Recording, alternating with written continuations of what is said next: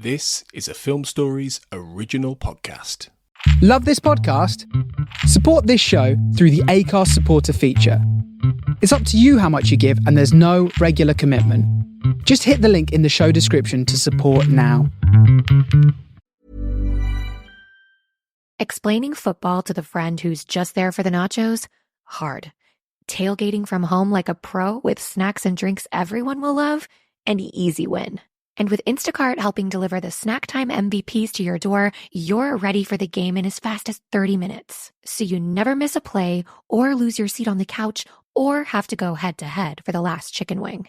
Shop Game Day Faves on Instacart and enjoy $0 delivery fees on your first 3 grocery orders. Offer valid for a limited time. Other fees and terms apply. This episode is brought to you by Progressive Insurance. You chose to hit play on this podcast today. Smart choice. Make another smart choice with Auto Quote Explorer to compare rates from multiple car insurance companies all at once. Try it at progressive.com. Progressive Casualty Insurance Company and Affiliates. Not available in all states or situations. Prices vary based on how you buy. Ready to pop the question? The jewelers at BlueNile.com have got sparkle down to a science with beautiful lab-grown diamonds worthy of your most brilliant moments. Their lab-grown diamonds are independently graded and guaranteed identical to natural diamonds. And they're ready to ship to your door. Go to BlueNile.com and use promo code LISTEN to get $50 off your purchase of $500 or more. That's code LISTEN at BlueNile.com for $50 off. BlueNile.com, code LISTEN. Le notti di Cabiria, 188A, quarta. Silenzio! Azione! A Tornazzari, ma io c'ho casa mia, sa, con l'acqua, la luce, il pipigas, non mi manca niente, proprio tutte le comodità, c'ho perfino il termometro. Questa qui, sotto l'archi, non ci ha mai dormito. Ma una volta, o due.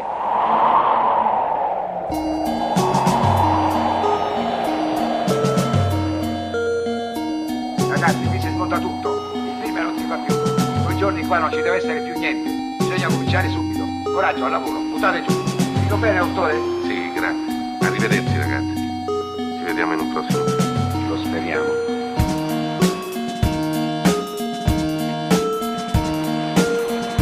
Ciao, marinai. Welcome to Cinema Italia, a podcast dedicated to the world of Italian cinema. Presented by me, John Bleasdale.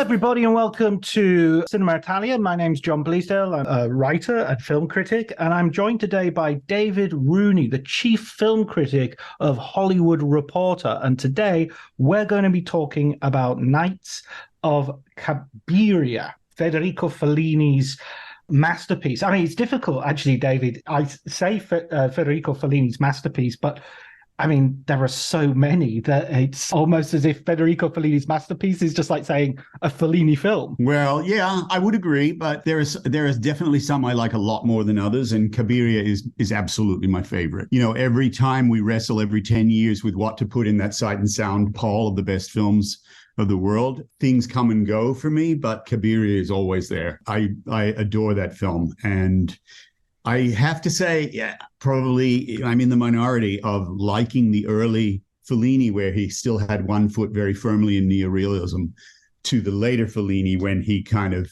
discovered his showmanship and his extravaganza, sort of phantasmagoria kind of Fellini-esque personality really emerged. But I like seeing the roots of it in the early films as well. So I would say my favorites are probably Vitelloni, La Strada, and Cabiria, which are all from the early period, the pre-Dolce Vita Fellini. Yeah, I mean, Lo Cieco Bianco, the white shake, as well, as one that I would maybe add to that list as a Fantastic. And Alberto Sordi, an actor who kind of too often was just relegated to playing shticky comedy. It's just so great in that. Do you remember when you first saw this film? I came to it in a roundabout kind of way, a very gay boy kind of way. I came to it via Sweet Charity.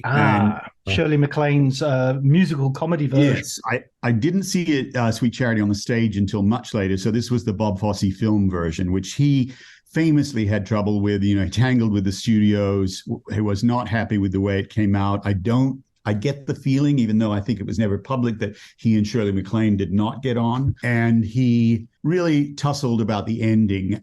He wanted the ending to be true to the stage show, which is actually true to the film, to Cabiria. Very downbeat, but very with this element of hope to it. And the studios, he just anticipated that they would want a happy ending. So he shot a happy ending that he was not happy with. And to his great surprise, the studio said, no, you're right, the sad ending is better. So he did get the ending he wanted, but I think he was not happy with the film.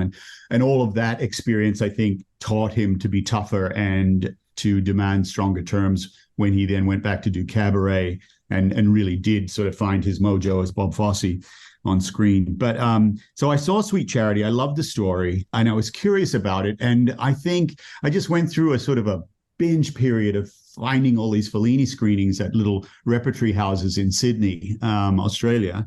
And Cabiria was one that just blew me away. It was so emotional. First of all, so funny. The film is hilarious. Absolutely. And then it just takes this turn and the pathos is enormous. And of course, there's wild melodrama there, but it's always deadly, deadly serious. And I think so few filmmakers have been able to capture that balance. For me, one of them is Almodovar, who can be absolutely hilarious and have this extreme pathos that rips your heart out at the same time. And I think that Fellini really kind of struck that note, both in Cabiria and in other films like La Strada. I think the combo of Fellini and Giulietta Massina, his wife and his muse, in so many films was just unbeatable. And this film in particular, I have to say, I love the combination, the spectacle and squalor, the sacred and the profane, the dreams and the magic, and then the sort of purity and innocence of that naive earlier time, the cruelty of reality, all these things that come together so beautifully in it. So, I probably saw it, I guess, I'm thinking, very late 70s, maybe 78, 79 at a rep house in Sydney. And then I saw it again much, much later when I had moved to Italy. I was back and forth from Rome when I was living in London in the 80s and had a probably completely ill-advised Italian partner at the time. And while that was sort of evolving, I was back and forth from Rome. And then I eventually moved to Rome in 89 and was there through the end of 2002. So I saw it at least once then. And it meant something completely different because, as I got to know Rome, those the aspects of Rome that are in there very much thanks to Pasolini's involvement in the screenplay, that sort of the Romanaccio dialogue, which is just fantastic. And of course, I heard that all the time because it never changes. Rome is always that city underneath its sophisticated veneer. And I sort of related to it in a different way. It's weird. It's a film that no matter how many times I see it, I am always surprised by the wallop of it at the end. I always get caught up in it, feel so much for Cabiria. It pulls you in. Messina is just a genius in that film at pulling you in with her comedy, her clown aspect, her Chaplin-esque walk, the little waddle, the amazing costumes by what was his name? Piero Gherardi, who did the designs, the production design and the costumes. The way he puts her in this little chicken feather bolero, and I was going to mention that. That's perfect. That bolero, it's amazing. That bolero, the sandals with socks. The sandals with socks is incredible. The hourglass skirt that is so dead, the black skirt with the little fringe on the bottom, the frill on the bottom, and then my favorite bit is the rain hat with the hole in the back for the ponytail to come out.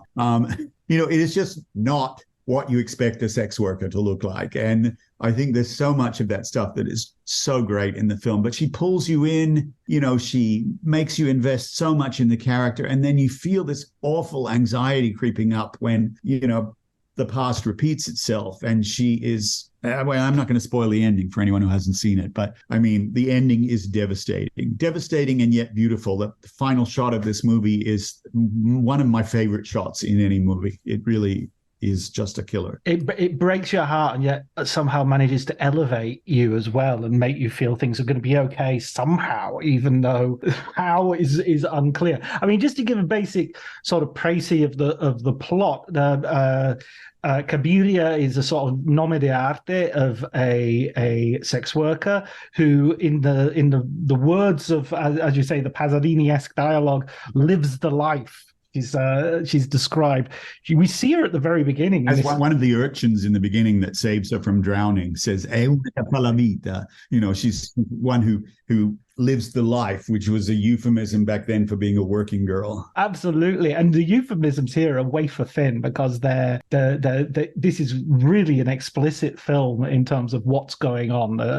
There's nothing. Amazingly so for 1957, right? I mean, no one was making a film about Roman sex workers. Yeah, absolutely. And it was, I mean, must have been so refreshing I'm thinking also of like English language audiences, must have been so refreshing to sort of get these films and just like, wow, they're just so punchy and real and on the, there's all this showy aspect and there's this, but even right at the very beginning, you see her basically being dumped by her boyfriend, but like literally pushed in a river so he can steal her money. And you get her as, there's a line about, oh, wait, get her before she hits the sewer, the fognatura. Yes. It's just like, it's just so I love those kids. Those kids, that seem to live in nothing but shorts or swim trunks.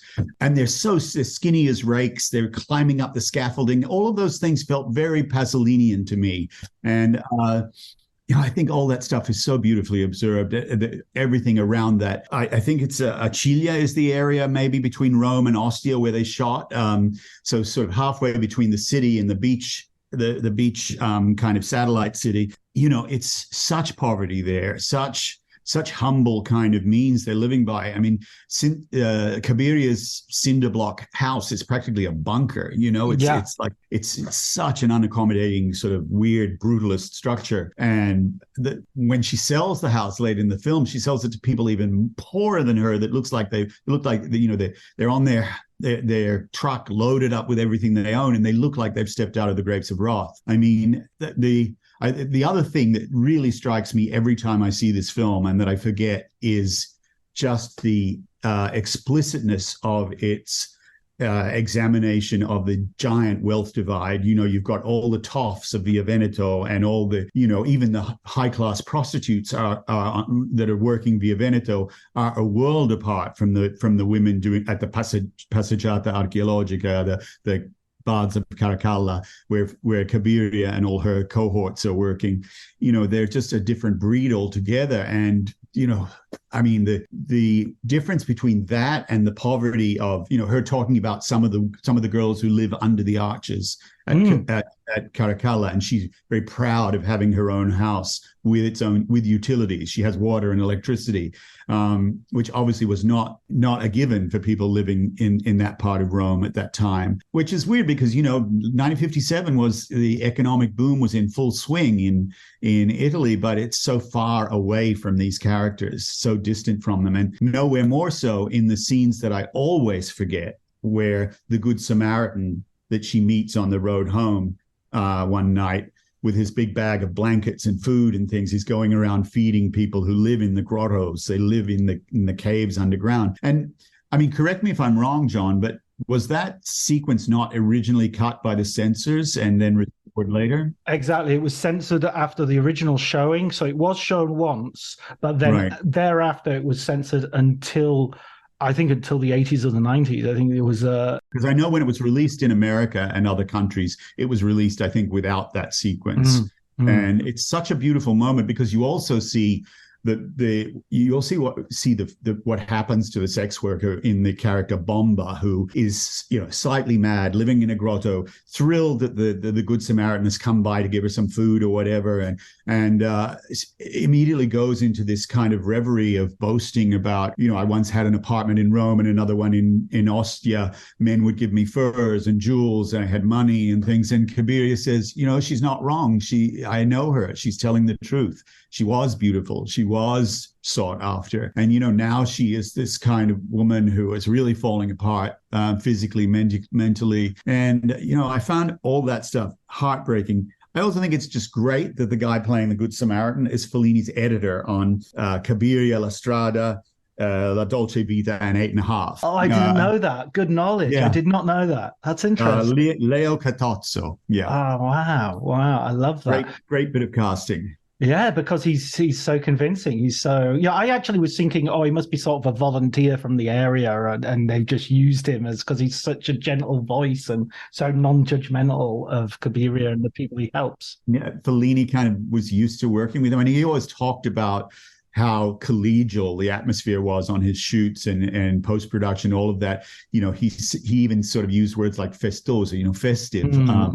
And he, I think, like to maintain a very friendly working atmosphere. You know, Flaiano and Pinelli, his regular script collaborators, always talked about it as well. But I think was not always the case with every Italian director. So, you know, maybe just got chummy with this editor, loved the sound of his voice, and somehow identified him. I mean, you know, every time I hear an interview where Fellini talked about his casting process, it's always so fascinating that he would write the character a certain way and then, you know, start to see people coming in for auditions and just see a face that was nothing like the one he had written, or a body type that was nothing like the one he had written, and think, no, wait, I can imagine this person in that role. So would completely rethink it on the fly. Just great stuff. And I love that cave scene that you talked about as well, because of the it reminded me of Roberto Rossellini's Paisan. There's a similar scene of absolute poverty in Napoli with a black GI. But as you say, this is 1950. 10 years have passed, and you would think that things had changed.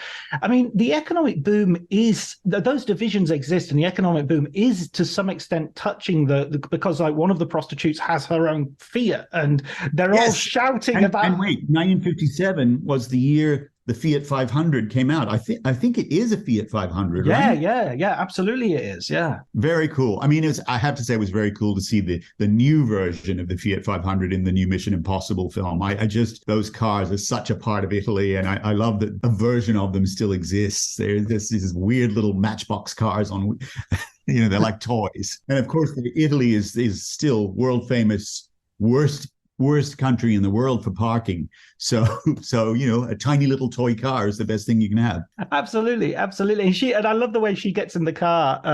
The working girl who's I think maybe one of the only ones who's actually got a pimp. There's a pimp who's trying to recruit Cabiria. Called Hamleto. That's so good, isn't it? That's so good. Yeah. I love it when they all go to church and the guy turns around and he takes his uncle who they, you know, the women are the working girls are all kind of scoffing at the idea of the uncle getting any kind of redemption. It's the sanctuary of Our Lady of Divine Love, right? Divino Amore, and they're all I love that they very rudely, in a way you would never get around with to now, call him Erzoppo, you know, the cripple.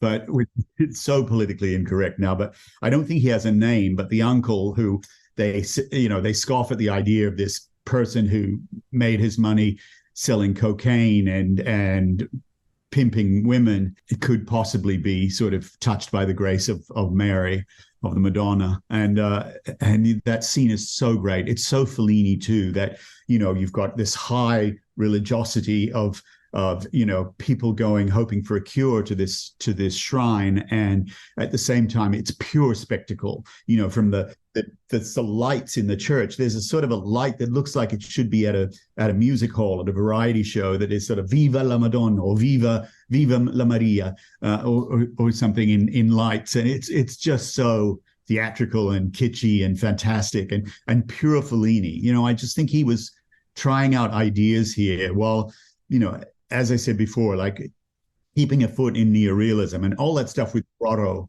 with the cave dwellers, is pure neorealism. You know, it's so linked to what Rossellini and other filmmakers were doing back then. And yet there are little touches of Fellini, like the La Bomba, the former prostitute who is living underground, her extravagance, the glory that she sort of still draws from her past is so Fellini as well. I mean, I love the way it sort of crosses all those boundaries, this film. And she's kind of like a warning to Cabiria. She's like a future Cabiria, and also a key maybe to Cabiria's own character, that there's this sort of self-protecting exuberance to her, and a certain lack of self-awareness that you just need to defend yourself in that situation. She can't throughout the film, she doesn't, you admire her for not reacting to how people are treating her, and then every now and again she just gets it. She suddenly sees someone's face when she's dancing in the nightclub with the famous actor, and she's enjoying herself. Nightclub. Oh, Mambo! And when she just first of all, she's sort of somewhat decorous with the dance, and then she's just like, what the fuck? Sorry, can I swear on this? Yeah, go ahead, man. Go ahead. She's just like into it and doing her mambo, and Amadeo Nazzari, who I love that he's playing, such a disguised version of himself, the Italian Errol Flynn playing Alberto Lazzari. It was like, it could not be closer to his own name. The spoonerism, practically asleep on the dance floor while she just goes into crazy mode. And who cares about the withering looks she's getting from everybody else in the club, the staff and the other patrons? I mean, she just rises above it. I mean, I have to say, I love the belligerence and the feistiness of this character. I love that she is so free-spirited and so able to find joy. It just, on the street, dancing, doing her little dance steps randomly.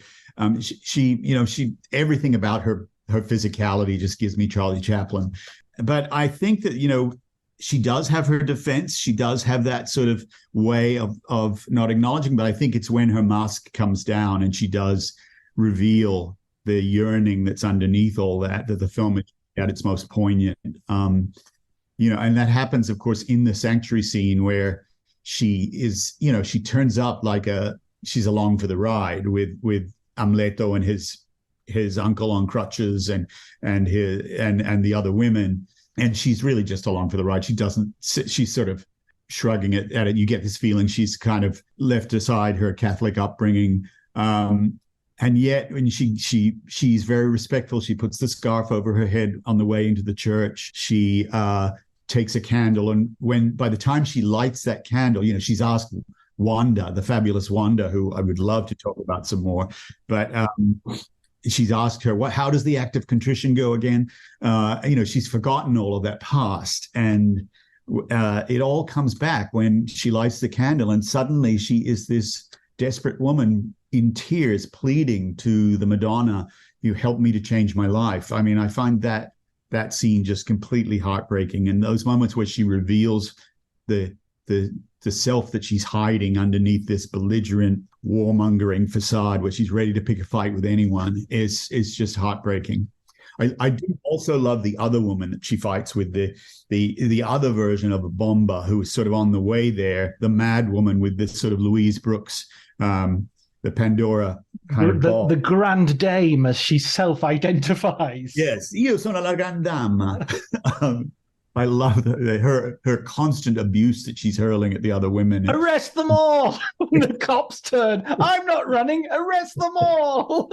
Fantastic. That stuff is just hilarious. And, of course, it takes somebody like Fellini to find the hilarity in something like that. He really does manage to give you this sort of the sublime and the squalor of it all in one hit. And yet he's never laughing at them. There's never a sense of like, ooh, this is a parade of grotesques that we are looking down on. You always feel like, I wouldn't mind spending some time with these people. They're kind of fun. They're kind of, there's misery and all the rest of it, but they're complicated people. There's more than one side to them. Yes. Yeah. I mean, I think that it's interesting that even though Cabiria is constantly rebuffing the friendship of Wanda, that is the only pure relationship in her life, that friendship that endures no matter how badly she treats her, how many times she loses her temper with her, how frequently she dismisses every very, very keen and incisive observation that Wanda usually makes. That friendship endures, and I find their parting at the end of the film very, very moving. And that actress, who I did not know from other films, Franca Marzi, I think her name is. It was interesting. I saw an interview that, again, Piero Gherardi, the designer, talked about how she was actually quite slender compared to how she appears in the film. She's this statuesque, solid woman who just physically, when she's walking along next to teeny tiny little Giulietta Massina, their physicality together is hilarious, just the sight of them. But he talked about padding out her ass. She has a big padded bum and padded breasts, and he used some kind of bra filled with water. This is way before the water bra or the Wonder Bra or any of those inventions came along. And every morning on the shoot, they had to refill the bra with water and make sure there were no leaks and things, so that Wanda could have this fantastic physical presence. And I love that she's so elegant. Even when she's wandering around the town, she's in these kind of long beaded dresses and the heels and things. She's walking on these unpaved gravel roads in heels, and you just think, yeah, she is. I mean, she's absolute class. Yeah, exactly. There's a concept that I always come back to. I think it's a really useful critical idea, the idea of romantic irony, where you can laugh at something, but also the thing that you're laughing at survives. Yes. Mozart's love operettas, everybody's mixed up and is singing to the wrong people, and they singing to people they don't think they're in love with, but they're actually in love with, and husbands singing to their adulterous lovers who turn out to be their wives in disguise. And yet the love survives. And I found myself thinking about romantic irony as I rewatched this movie and thought, yeah, the as you said, there's the friendship is tried and tried and tried, but it's real and it's there. These people have real struggles and you're laughing at them, but there's resilience and there's survival. I think resilience is the key word, particularly about Cabiria. I mean, the resilience is there in that final shot, which, okay, let's spoil it. It's a film from 1957. If you haven't seen it by this point, so she has lost everything in the cruelest, most humiliating, devastating way possible. She's begged this person who's betrayed her to kill her, to toss her off the cliff, which was obviously his original intention before he had a crisis of conscience and got nervous. But still took the money. Yeah, still took the money. It took everything she had, and she's left with nothing at the end. But she falls in with this group of revelers, this young crowd partying, dancing, singing along the street. And a young woman who could be her at a younger age says, buonasera or whatever. And the Nino Rota music, which has been absent for such a long stretch of the film, comes back via the musicians playing on the street. And you get Cabiria just sort of wandering in a daze in the middle of these revelers, and with her eyeliner, which has run into a perfect black tear on her face. It looks like a tattoo of a tear. And the way she allows their joy to infect her in that final scene is to me so beautiful. It allows her some hope. It allows her some sense of life going on. You get the feeling this woman is not defeated. She will never be completely defeated. She will always have these reserves to draw on.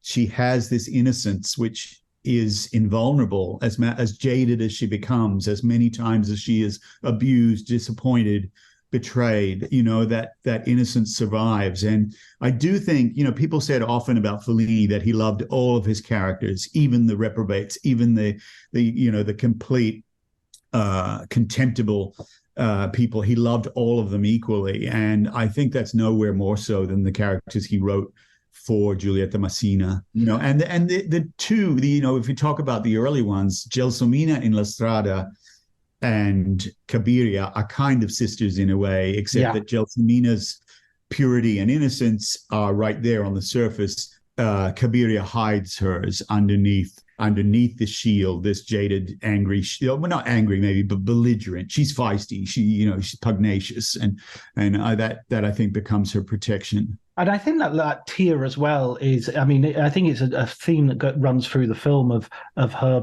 also being a performer. We have her dancing, we have her on the stage when she's hypnotized, and then this tear is like the pagliaccio, the clown, the crying clown.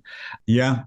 And of course, we all know Fellini's love of the circus. He had said many times that if he wasn't a filmmaker, he would have been a circus. He would have run a circus. And, he loves that atmosphere, and it creeps into so many of his films in different ways. It creeps into the Nino Rota scores, which could be sort of circus tunes almost sometimes. And I think that, Giulietta Massina as the sad clown is just a classic Fellini creation. And she, that performance in this film, it floors me every time. I mean, I find it just beautiful and funny and devastating. And I think that she had this ability to touch people. And I mean, I love I don't know whether it's apocryphal or not, but the story of her being robbed in Rome when some kids shoved her and grabbed her bag and then returned it later with a note saying, "Ci scusi, Gelsomina," we're sorry, Gelsomina, using her name from La Strada. I remember when I was living in Rome, I used to co-host sometimes the Rai Radio 3 show, Hollywood Party. And we had for the opening of Central Station, we had Walter Salles and Fernanda Montenegro on. And Central Station is in so many ways a kind of homage to Cabiria. There's so many parallels in the film, but nowhere more so than the Fernanda Montenegro character. And, I said during the show while we were recording in the studio to Fernanda Montenegro, I'm sure I'm not the first. I know I'm not the first person to make the comparison with Giulietta Massina, but were you thinking about that? Were you aware of that? And she burst into tears and was so emotional and talked about, the honor of being compared in any way to Giulietta Massina, who was just like a god to her in terms of acting. And that was very moving. It was really lovely. I have to say, the years that I was in Rome, I 89 was sort of, I did not really, I started working for Variety in 91 when I was in Rome. I became the Rome bureau chief, and I did see Fellini around at various things. I saw him. I remember seeing him once at a reception at Campidoglio at the Capitol for Martin Scorsese. And we were leaving and he was coming up the stairs with the red scarf flying and his usual, and the hat. And he said, già cominciato, has it already started? And we said, well, it's finished. And he just muttered something about, I'll go and get a drink anyway. So he went into the tail end of the reception. But, I did see him around town. I love to walk in along Via Marghera, the street he and Massina lived in. And I did see them every now and then, either together or separately. Mostly separately. And I think the marriage what it was there. He was famous for his philandering. And they'd come to a kind of arrangement at a certain point. But I did see her. I mean, I remember seeing her once in the Feltrinelli bookshop on Via del Primo, just around the corner from Via Marghera. And I really wanted to talk to her, but I was shyer than I am now. And also just thought, no, she must be so used to this and being bothered all the time. So I left her alone. I also thought, I probably won't be able to talk to her without just bursting into tears. And when you think of those two performances as well, they're 1 year apart, Yeah. And interestingly, they both those films, the Fellini-Massina combination, both won the Oscar for what was then called the Foreign Language Oscar in 57 and 58. And Massina, of course, won Best Actress at Cannes for the film, for Cabiria. It's great stuff. It's so good. And I mean, Fellini, the inception, the concept of the character comes originally from The White Sheikh. It appears briefly as a sort of small part of The White Sheikh, and of course, the White Sheikh I think is a really interesting film because it has so many little keys to what Fellini's sort of going to go on and develop, a little bit like Cabiria does. But for I always think of the sanctuary moment as very similar to what he expands in La Dolce Vita with the sort of miracle of the child. By saying that, I don't mean in any way to sort of diminish what is in Cabiria, because I don't think it's I think there's a certain bagginess to La Dolce Vita, which isn't necessarily a bad thing, but which is the better film is very much depends on what mood you're in. I think one of the key things is that the success of La Strada and Cabiria, particularly outside of Italy, I think was instrumental in getting him bigger budgets, and it allowed him to paint on a wider canvas, and certainly to develop his sense of who he was as a filmmaker, to pull away from the neorealists and to kind of find the fantastical Fellini that sort of emerged to greater degrees as he went on. But there is a real difference in those films. But I think if you look at Cabiria particularly, there are 2 or 3 key sequences that I think are classic Fellini motifs that would be repeated in some way. And I don't mean repeated in a sense of an artist repeating himself or being repetitious, but I mean developed in other ways. And obviously Cabiria being a minor character in The White Sheik is one, but also, the sanctuary scene is the blue plate, the template for blueprint. Sorry, for a East. When it comes to weight loss, no two people are the same. That's why Noom builds personalized plans based on your unique psychology and biology. Take Brittany. After years of unsustainable diets, Noom helped her lose 20 pounds and keep it off. I was definitely in a yo-yo cycle for years of just losing weight, gaining weight, and it was exhausting. And Stephanie. She's a former D1 athlete who knew she couldn't outtrain her diet, and she lost 38 pounds. My relationship to food before Noom was never consistent. And Evan, he can't stand salads, but he still lost 50 pounds with Noom. I never really was a salad guy. That's just not who I am. Even through the pickiness, Noom taught me that building better habits builds a healthier lifestyle. I'm not doing this to get to a number. I'm doing this to feel better. Get your personalized plan today at Noom.com. Real Noom users compensated to provide their story. In 4 weeks, the typical Noom user can expect to lose 1 to 2 pounds per week. Individual results may vary. My dad works in B2B marketing. He came by my school for career day and said he was a big ROAS man. Then he told everyone how much he loved calculating his return on ad spend. My friends still laugh at me to this day. Not everyone gets B2B, but with LinkedIn, you'll be able to reach people who do. Get a $100 credit on your next ad campaign. Go to linkedin.com/results to claim your credit. That's linkedin.com/results. Terms and conditions apply. LinkedIn, the place to be.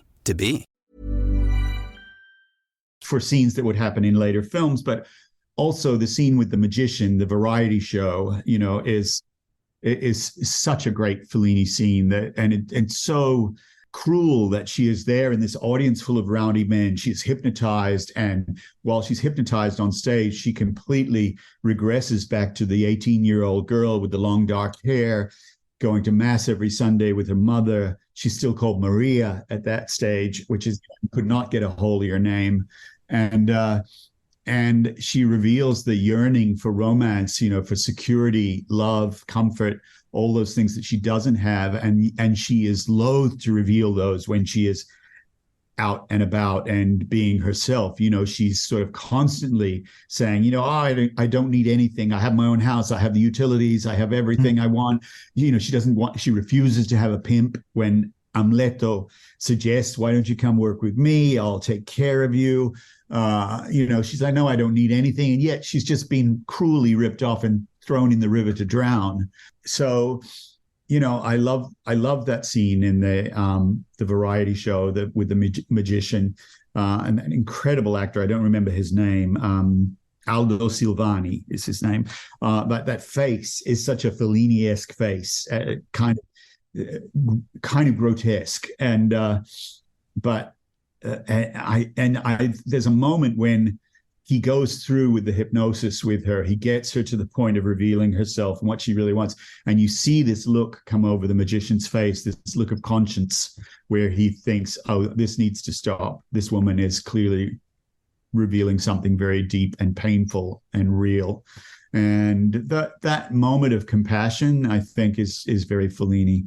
But, there are the other scene that I think is quintessential Fellini, and that was the template for scenes that would develop later on, particularly with Mastroianni in 8½, is the meeting with Amedeo Nazzari's character, the movie star. You know, he's had a fight outside the Kit Kat Club of the Venice Swanky Club.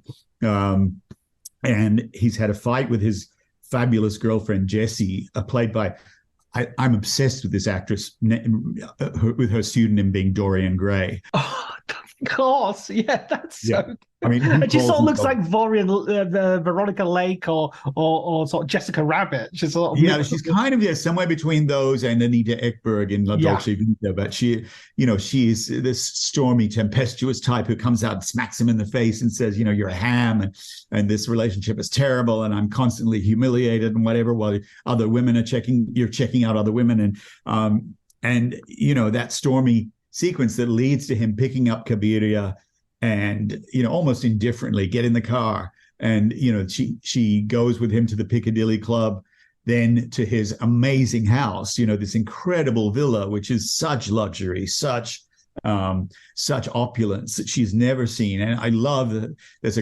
there are a couple of moments in that I love, not just the interaction with him, where you see this, you see Massina's face just change from absolute awe and disbelief. First of all, somewhat suspicious. Then she's kind of just thrilled to be there. Then suddenly the tears come and she's like, no one's ever going to believe me. And then she ends up locked in the bathroom when Jessie comes back for the evening. And but the two moments I love are when she's entering this house and she's just kind of bewildered by the scale of it all. And there's a shot of teeny tiny Giulietta Massina going up this massive staircase. And she's like encountering the third or fourth dog, and she's in very, very Roman. It's an altro cane, another dog. It's just a great moment, and she looks just so tiny and out of place, like an alien here. And then I also love the very cruel smack back to reality as she's leaving in the morning. She's sneaking out while Jessie is still asleep after she spent the entire night locked in the bathroom. And she smacks into the glass door. It's just a great moment of physical comedy, but also a slap back to cruel reality as she picks up her shabby little umbrella and waddles out of there. I mean, it's a great scene. But I think that moment with the Amedeo Nazzari character is also just prime Fellini that would come back in La Dolce Vita and 8½. They're real motifs that I think he kept returning to. But I have a question for you. Sure. You're probably more versed in classic Italian cinema than I am, but the name Cabiria, of course, borrowed from the 1914 silent epic, considered to be the birth of the epic film, where Cabiria was a little girl separated from her parents during an eruption of Mount Etna, and then later abducted by pirates. I mean, do you think there's a connection there, a reason she was called Cabiria, an homage to that film? Oh yeah, I think it's I think that there are clues to why, because she's chosen that name as her name, sort of street name. And Nome d'arte. Exactly, nome d'arte. And when she talks to the other sex workers and she's reporting about her new boyfriend, the respectable man, the accountant, who's taken her to the cinema, and she's saying, it was a first showing. It was a prima visione. So it was because there are these different cinemas in these periods where you have the grindhouses that are very cheap, and then you have expensive cinemas which show the first the premieres of the big films that are coming and obviously out. She had been to movies because she at the movie star's house, when the dinner comes up, she picks up this lobster and says, "What's this?" I've seen it one somewhere. in a movie. Yeah. She's obviously seen movies, but not prima visione, as you say. And I love that the prima visione is some gladiatorial film. Yeah, exactly. And she's also seen a film with the guy in with Vittorio Gassman, and he says, "I wasn't in that film. That's somebody else." Yes. It's a great moment. It's a typical sort of, I loved you in whatever, and it's not. So she says, and then she says to the other prostitutes as a sort of like to show how sophisticated his boyfriend is. And he told me that it didn't happen, that they just made it up for the cinema. And it's like, it was like a revelation to her, that this was just a made up story. It wasn't like She thought film was documentary. Yeah. Exactly, yeah. And so I think that she identifies with Kabiria as this separated child and this orphan-like character. And she's not seen it as a film. She's seen it as a real story, a true story, and she identifies with her in that way. And it's part of her armor of self-protection.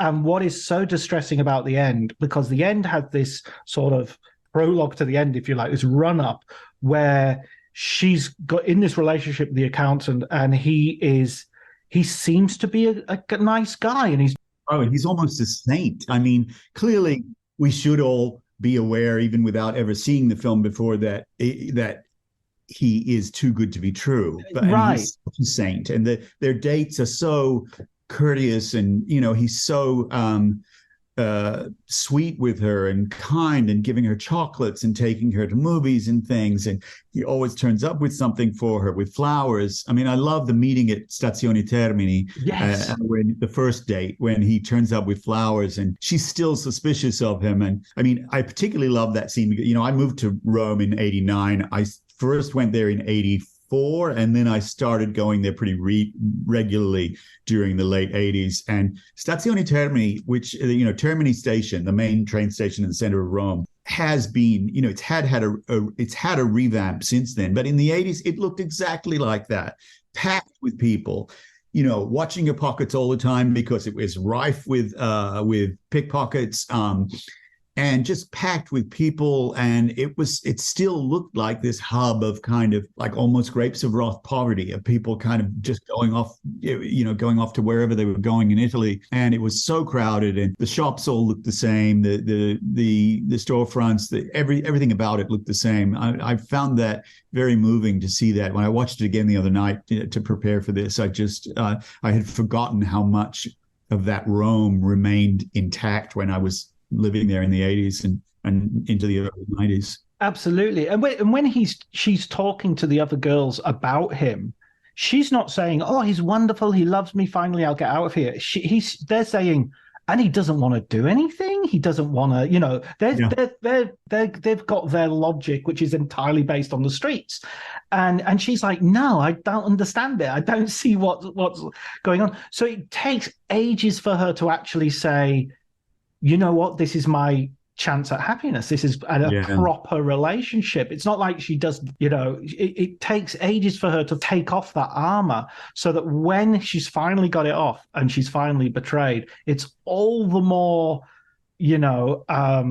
it's all the more distressing because she did it. There's no way she walks into this in a foolish way, or she's been gaslit in modern. Yeah, it's taken a lot to get her there, but I mean, by the time she is there, she is this completely raw, unprotected soul. She is absolutely the most vulnerable creature. And I find the scenes when he takes her to the restaurant, where he takes her before the long walk through the woods, where you have this sort of sinking feeling, oh God, this is going to go very badly. And, gets her to the edge of a cliff. And you see his face, even in the restaurant scene, start to transform. You see his nervousness as he tells her to put the great wad of money. It's like, it's 700,000 lira or something, which was a lot back then for someone of that income bracket, especially. And you just see that come out, and you start to feel this sense of dread in the pit of your stomach that grows and grows and grows. And it's heartbreaking that it takes her so long to see it. But, I love that entire sequence. It's just, it rips your heart out. And I'm assuming, I think that was filmed at Castel Gandolfi, which used to be the papal summer residence. And it's a beautiful part of Rome. And there's just this amazing light on the lake as well. And I think he actually comments on it. He says something like, "Oh, what a strange light, what a strange atmosphere." I think he says something about it's magical. That's right. Yeah. Well. They go there for the sunset, I think. But it's, it is a terrible and beautiful part of the movie. It's really, really quite something. Yeah, and to just go back briefly to the sequence in the house that you talked. I love the fact that you brought up those 2 points, because those are exactly the points that when I was rewatching it, I laughed my head off at the pratfall of the glass door. As cruel as the point is, it's also I mean, so her sense of funny. physical comedy is so great. It's amazing. It's absolutely peerless, and the fact She that could have been a silent film actor. Without a doubt, she could have been a Keaton. She could have been a Chaplin, and yet at the same time, she never breaks character. It's all completely in character. Even that dance she does could easily be a bit, but it isn't. Yeah. It's exactly what that character would dance like. And I love the way she has this. And I'm not sure if this is a difference in Italy and American or English sort of, or English language culture, but I know a lot of Italians who do this thing of giving a constant. My wife is definitely one of these people who gives a constant commentary on what they're doing.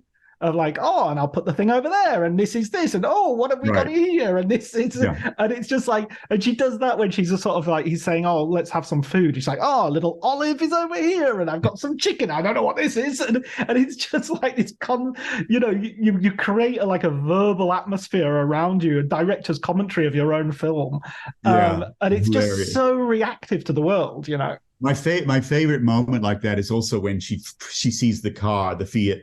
That Amleto and his beautiful blonde sex worker girlfriend, I guess, are sitting and she's suddenly, certo la Fiat è sempre la Fiat. Fiat is always Fiat, as if it's the grandest, most luxurious automobile in the world, even though it's this tiny matchbox. But she just has this way, as you say, of commenting about everything, of narrating her own life, which I think makes her, even more vulnerable. But, I love also how that she is jaded. She is protective. She has put up these walls, this shell around herself. But at the same time, she is still oblivious to the evils of the world around her and the extreme vulnerability that she is in this line of work and in this environment. I love the moment where she's still in disbelief about Giorgio, the cad at the beginning of the film, who shoves her in the river and runs off with her bag, and says, "What? Would he really try? Would someone really try to kill you for 40,000 lira?" And Wanda, the wise and worldly Wanda, just sort of shrugs and says, "They'd kill you for 5,000 lira," which is about $2 American. Yeah, absolutely. And I love it when they save her as well, and they're sort of like, they save her in the most unseemly. Talk about physical comedy, like shaking her upside down. She's dead. No, she's dead. Oh no! Does a corpse vomit water? No, he's still alive. Look, her eyes are open, and she immediately sort of bounces up and starts kicking them and saying, "I want to go home. Get off me! Yes, I'm going home. Who are you?" So ungrateful for them saving your life. Where are my shoes? There's some very beautiful Roman moments there, like there's a young couple and he's very interested in running in to see what's going on, and the woman standing back says, "No, paura." She's afraid to see. Like, it's this superstition about seeing the dead is very Italian. I felt like there's a lot of Pasolini in those moments too. Kids. There's a moment one of the kids says, "Ma mi sa che è morta." And it's this, I think she's dead, but said with such a deadpan kind of like, it's not the first time this little kid has seen death or experienced it. Right. It's a tough environment. I also just love those shots. There's something very, very beautiful about those shots where Cabiria and Wanda might be in the foreground discussing and the kids are sort of scrambling up this very skeletal scaffolding in the background. I don't know what it is. I'm assuming it's some kind of construction that looks like it's been abandoned at a certain point. And, I remember that is classic Italy too, constructions that get abandoned midway because the money runs out or whatever. And so you're constantly all over the country seeing these shells of buildings that are not quite finished. The party of cement is always in power, as they say. Yeah, but those kids, those kids around that. I mean, it's not a very Italian reference, but they look like those beautiful Ruth Orkin photographs of kids, jumping in and out of rivers and things in around New York.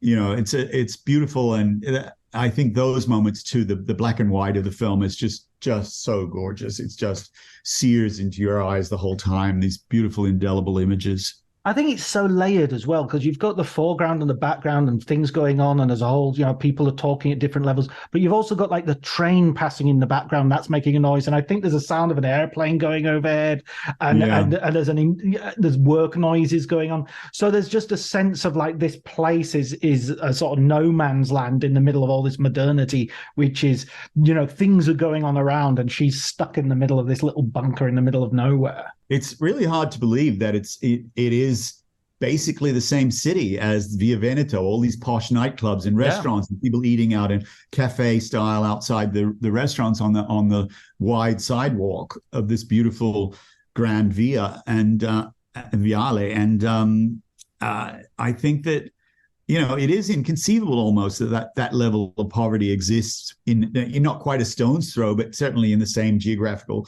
radius. And everything is so vividly drawn. I think that, now we talk all the time about income, wealth disparity. And I think he was showing that in such an incredibly vivid way back then. It was, almost revolutionary because most of the neorealism films, if not all, most of them were really just showing the poverty. We didn't see much of the wealth, the juxtaposition of the wealth. And I think Fellini shows that very beautifully.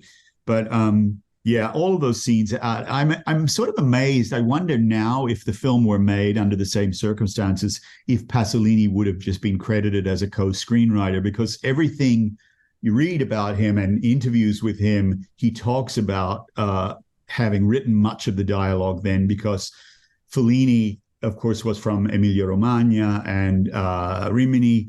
Flaiano and Pinelli were more gentlemanly types, and Pasolini was right in there with the shadiest aspects of Rome, with the dodgiest of characters. And so he knew that speech, he knew that dialect, and so he was writing that dialogue, helping to develop those characters. And I think all of those scenes around Cabiria's home with those other people living in poverty, and the scenes with the pimps and the women at Caracalla are very much Pasolinian, in a sense that you can see the links with Mama Roma and films. And I was surprised to know that the extent to which he worked on the film, and yet he gets a credit buried way, way deep in the end credits of, collaborazione alla sceneggiatura, collaboration on the screenplay. But I guess, by that time, Fellini and Flaiano and Pinelli were already becoming a powerhouse as artistic collaborators. So they were the forerunners. And it's worth noting also that this was a film that, as we said, risky for its time, audacious to depict that kind of milieu in a way that hadn't been really depicted so much. But, it was Dino De Laurentiis, a major producer who would go on to do all kinds of stuff at every level, from absolute, commercial blockbusters to tiny Italian films. I think it's interesting to see that he produced this film and that Fellini wasn't given more kickback, other than the censorship of the caves early on. Yeah, I wonder. I was thinking about that when his name came up on the screen, of where to put Dino De Laurentiis. He's sort of like a unique Italian figure because he's not really, maybe a Sam Spiegel or someone, but he's there's a bit of Roger Corman in him, and there's a bit of both the Roger Corman who did American International Pictures and the one who imported Bergman films into drive-ins. There's this absolutely mixture of sort of genre film and Flash Gordon, and yet also he produces David Lynch films and gets him financing when nobody would touch him after Dune. He's got a real influence, I think. I mean, I know there was a documentary, I think his daughter has been instrumental in sort of burnishing his reputation, but right. The early part of his career, I think, hasn't been as credited as I think he should be. I mean, he was certainly an interesting character and very different from the very gentlemanly kind of Italian producer that was the norm, like Franco Cristaldi. But De Laurentiis was, the little that I knew of him in terms of encounters, where it was, very much a raconteur, very lively, and tons of stories and would pour out of him. And we forget that he did. how many producers do a film like Knights of Cabiria and then, end up doing, a King Kong remake that almost killed Jessica Lange's career? Did he not do the very, very poorly received Silence of the Lambs sequel, Hannibal? I think that was... Yeah, or did he do Red Dragon? He did. He definitely did one of those. Yeah, I think, I hope I'm not misremembering, but I think I definitely remember going to a press conference in the Uffizi, beautiful, Italian setting of the Florence Museum. That will have been Hannibal then, because they filmed there as well. And I'm pretty sure that was Dino. That was, he had a little one-on-one. I can't remember if that was for the radio show or for Variety, where I was writing at the time. But yeah, I'm pretty sure that was him, unless my memory is playing tricks on me. I mean, it's confusing because there was Luigi De Laurentiis and there's Aurelio, and there was a daughter who ended up producing as well. So there were a lot of De Laurentiis around. Yeah. I mean, where do you think? I mean, I with this film, I feel that Fellini does go off and do really interesting things, and I'm a big fan of Amarcord. I'm a big fan of 8.5 and La Dolce Vita. Amarcord is my favorite of the post. Of the Fellini films where he really became Fellini, and I think that's probably not it's probably not a controversial opinion. I think it's the favorite of a lot of people. Yeah, it's sort of got loads of Vitelloni in it, hasn't it? The guy with a motorbike who just drives through the village at high speed all the time, shouting news occasionally. Yeah, I love the full circle sense of that, from his origins in Rimini, where he started as a cartoonist and caricaturist, sketching people on the beach, vacationers on the beach at Rimini, and then, he was doing for the movie theaters there. It was, before there was great poster art and marketing materials available. So he was doing sketches of the movie stars that would sit in the, where the lobby cards would be in the movie theaters in Rimini. All those fascinating early elements of his career, where he sort of learned how to observe people and draw people. And, you could say that his characters always had that caricature look about them. And that started there. And I do love the full circle aspect of going from Vitelloni and the early films back there to Amarcord. There's something very moving about that film and all its exuberance and everything. It's just him going back to his origins. Whereas Rome, his second home was a city that I think he always observed somewhat as an outsider. I don't think he was certainly never as Roman as Pasolini was, who was just entrenched in him in every way. Whereas Fellini was observing in his wily kind of circus master way. Yeah, more a student of Rome than a sort of inhabitant, really. Yeah. Well, listen, this has been a great conversation. I've really enjoyed talking to you about Knights of Cabiria. Is there any other, maybe a recommendation you could give our listeners for an Italian film that they might not know just any random sort of maybe even something you've seen quite recently? Because I always feel that we look at these golden ages of Italian movies, and rightly so, and it's nice to sort of point people towards something maybe a bit more recent that has been done. I don't know about a bit more recent. I will say the breakup from that Italian partner was so unpleasant. I mean, we're friends again now. Weirdly, like 25 years later, we're actually friends again at long distance. But back then, it was unpleasant, and it was my sort of ushering into the millennium, where the millennium, it was 2000 when it happened, and I was so over it by the time I left Italy after 13 years in Rome that I had this almost physical rejection of Italian film. I had reviewed so much Italian cinema. I'd written about it extensively. So I kind of had a rejection of it. And now when I'm at film festivals like Venice or Cannes and there are new Italian films, I tend to be very sparing about the ones I agree to take on. And no film drove me insane with annoyance to the degree this year of Nanni Moretti's film, which was in Cannes, A Brighter Tomorrow. I mean, it was so self-indulgent, navel-gazing in a way that Moretti has always been to some extent, but he has been in more insightful, amusing ways. This way was just pure self-indulgent about being Nanni Moretti, being the most fantastic, interesting thing you could have. And it was actually dull as fuck. But and just annoying and glib and facetious in all kinds of ways. But so I don't know about recent films. I I mean, I really thought that the Paolo Sorrentino's film La Mano di Dio, Hand of God, was underrated. And I think that's a very, Sorrentino has always been accused of lifting from Fellini, nowhere more so than The Great Beauty.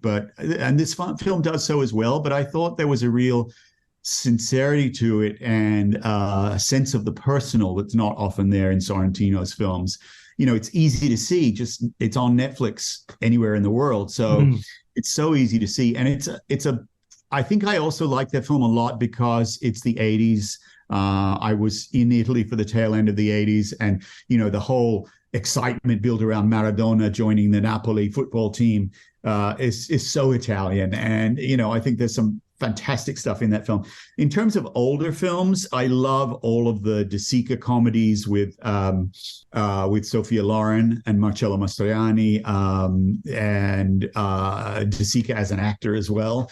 But one favorite of mine, a Commedia all'Italiana, which I think never gets the love that it should, is Risate di Gioia, Monicelli's film. I think in English it's called, it literally would translate as Laughter of Joy, and Joy is the name of the character. But I think it has another title. I can't remember what it was. But a Monicelli film with Anna Magnani in a comedy role. And, Anna Magnani we think of as dramatic fireworks, but she is priceless in comedy. She is so great. And she's playing an extra at Cinecittà. She makes her living appearing in crowd scenes at Cinecittà in biblical epics and things. So that in itself I thought was fantastic and hilarious.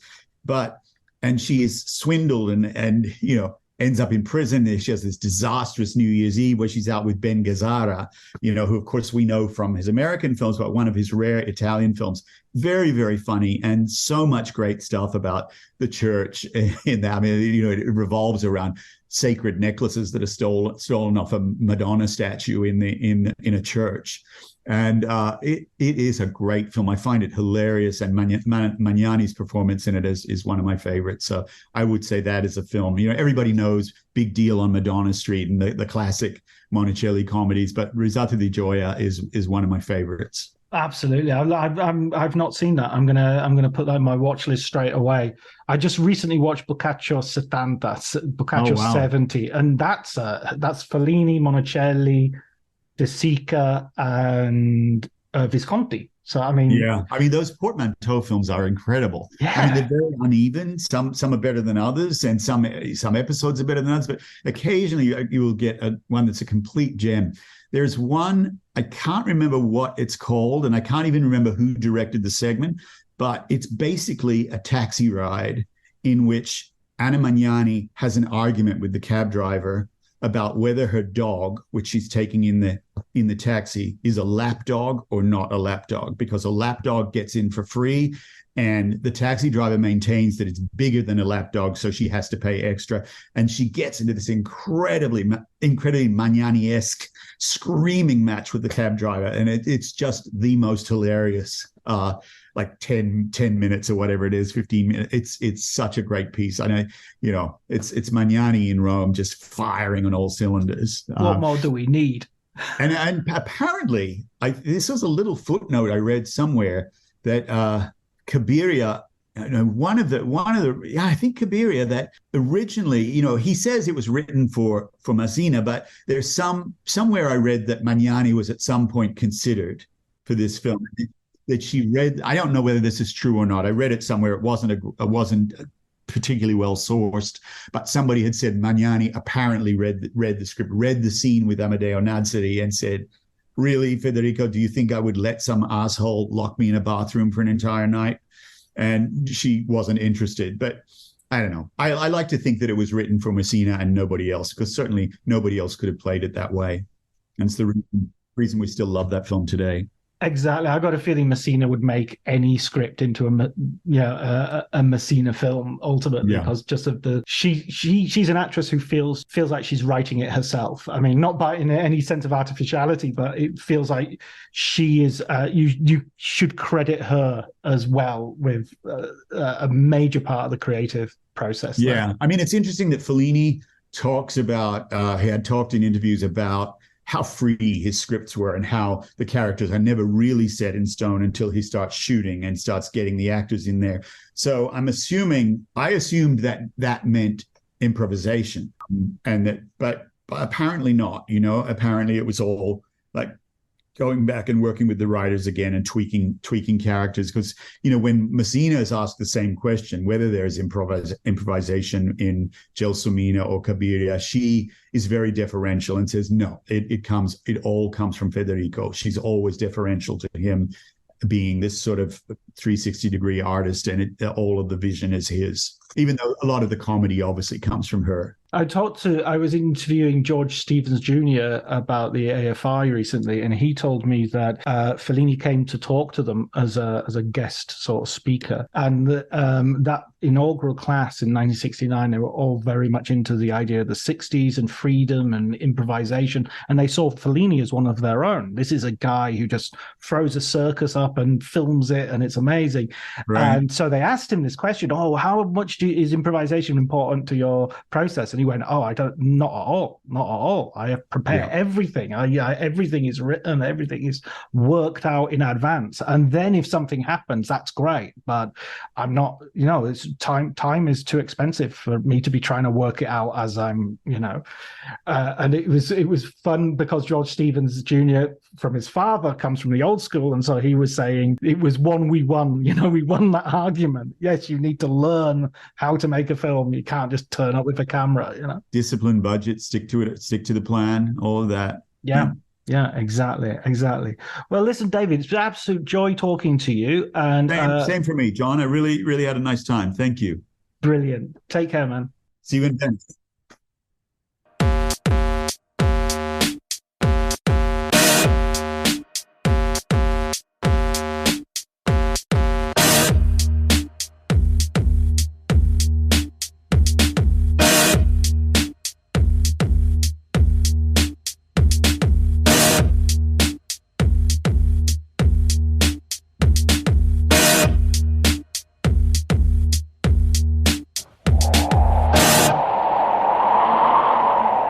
Arrivederci ragazzi, ci vediamo in un prossimo film. Lo speriamo. Cue the fireplace and your favorite fall movie. There's nothing better than a cozy evening at home with a glass of First Leaf wine. First Leaf is a personalized wine club that delivers right to your door. Sounds magical, right? They get to know your favorite tasting notes, which varietals you enjoy, and whether you prefer sweet or dry wines. So in every shipment, you get bottles tailored to your unique palate. Go to tryfirstleaf.com/fall to get your first 6 wines for just $44.95 with free shipping. This episode is brought to you by Progressive Insurance. Do you ever find yourself playing the budgeting game? Well, with the Name Your Price tool from Progressive, you can find options that fit your budget and potentially lower your bills. Try it at Progressive.com. Progressive Casualty Insurance Company and Affiliates. Price and coverage match limited by state law. Not available in all states. My dad works in B2B marketing. He came by my school for career day and said he was a big ROAS man. Then he told everyone how much he loved calculating his return on ad spend. My friends still laugh at me to this day. Not everyone gets B2B, but with LinkedIn, you'll be able to reach people who do. Get a $100 credit on your next ad campaign. Go to linkedin.com/results to claim your credit. That's linkedin.com/results. Terms and conditions apply. LinkedIn, the place to be, to be.